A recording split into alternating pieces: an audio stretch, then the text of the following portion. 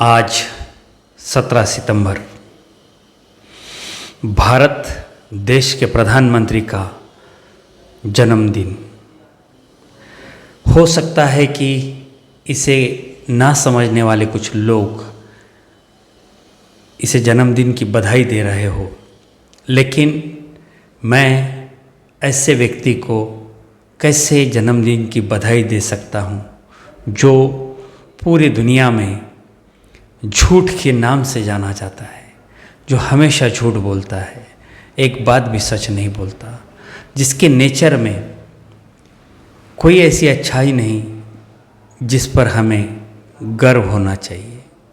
17 सितंबर 1950 ये वो मनहूस दिन है जिस दिन दामोदर दास मोदी और हीराबेन मोदी के इस दाम्पत्य के घर पर एक बालक पैदा हुआ जिसका नाम नरेंद्र रखा गया। कथित रूप से सुनने में आया है कि ये पैदाइशी नालायक था। शिक्षा ना लेना, घर में चोरी करना, घर से भाग जाना, भिक्षा मांग कर जीना, मतलब दुर्गुणों का भंडार था।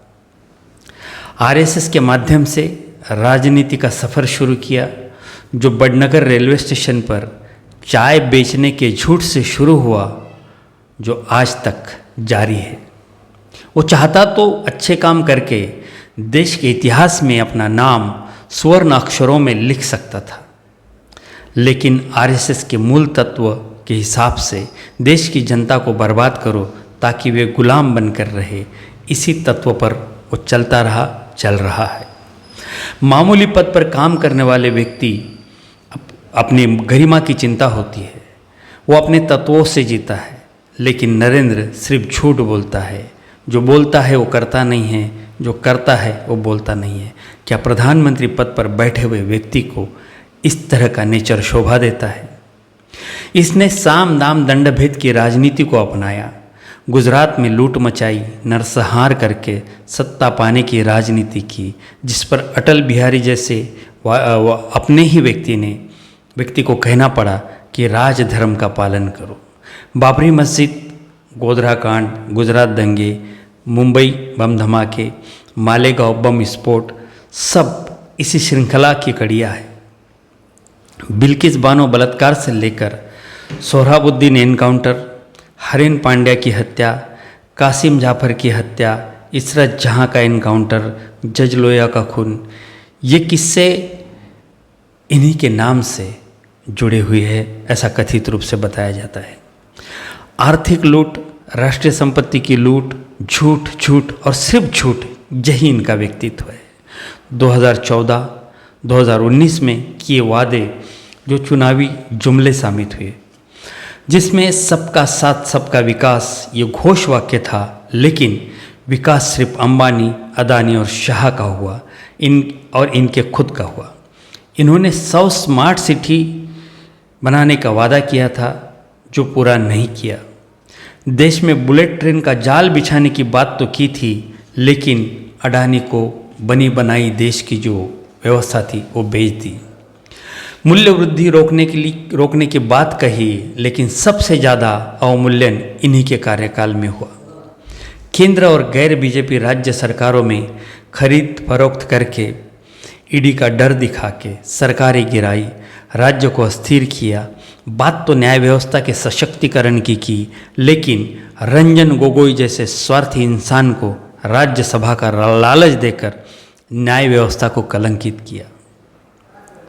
बात अमीर गरीब के मध्य अंतर कम करने की, लेकिन सिर्फ अडानी को अमीर बनाया। शिक्षा का स्तर ऊंचा करने की बात तो की, लेकिन स्कूल बेचना शुरू किया, शिक्षा व्यवस्था का निजीकरण करना शुरू किया। कर नीति में सुधार लाने के बजाय जीएसटी लगाकर व्यापार और उद्योग को खत्म किया, जिसमें कई उद्योगपति और व्यापारियों को खुदकुशी करनी पड़ी। काला धन वापस लाने का झांसा देकर काले धन में वृद्धि हुई। न खाऊंगा न खाने दूंगा ऐसा बोला, तब हर भारतीय व्यक्ति का सीना गर्व से फूला नहीं समाया, लेकिन उसके बाद पूरे देश की संपत्ति अदानी को देना शुरू किया। नवरत्न कंपनियां बेची, रेल बेची, एयरपोर्ट बेचे, देश की अस्मिता, लाल किला किराए पे चढ़ा दिया। दोस्तों को बड़े बड़े कर्जे दिए, फिर माफ़ कर दिए। नीरव मोदी, माल्या, ललित मोदी इन्हें कर्जे देकर अपना हिस्सा लेकर देश से भगा दिया। हर साल 2 करोड़ रोजगार निर्माण की बात की, नौकरियां निर्माण करने की बात की, लेकिन किसी को नौकरी नहीं दी। वर्करों को ऐसे ऐसे कानून बनाकर बर्बाद किया कि उनकी सुरक्षा का कोई अभी अता पता नहीं बचा। किसानों को बर्बाद किया, उनके फसलों को दाम नहीं दिया। किसानों को आंदोलन करना पड़ा उनके खिलाफ। जो 3 नए कानून बनाए थे उसके खिलाफ आंदोलन करना पड़ा, जिसमें 150 किसान मर गए। मेक इन इंडिया की बात की, सुशासन की बात कही, समान नागरिक संहिता की बात की, 15 लाख देने की बात कही, हर व्यक्ति को पक्का घर देने की बात कही, लेकिन सब झूठ साबित हुआ। 2 बार नोटबंदी करके कोरोना के नाम पर पीएम केयर फंड के माध्यम से देश को आर्थिक रूप से लूट लिया। महिला सुरक्षा की बात कही, लेकिन महिलाओं पर अत्याचार करने वालों का रक्षण किया। लोकतांत्रिक संस्थाओं पर कब्जा किया, मीडिया को खरीदा, मिलिट्री ऑर्डिनेंस फैक्ट्री, इस तरह से देश की अस्मिता का भी निजीकरण किया।